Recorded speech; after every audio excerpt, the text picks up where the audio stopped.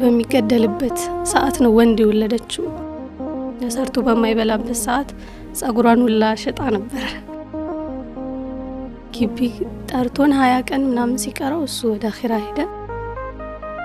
እኔ ሳሎን እሱ ዶክተር እንደሆነ ይፈልግ ነበር። ባላሰብንበት ወይ ፈረሰ ቤቱ። ሀዘኑ እንዳለ ነው። የአባቴ ቤት ነው ምናምን እና ኦልሞስት ላቆም ነበር።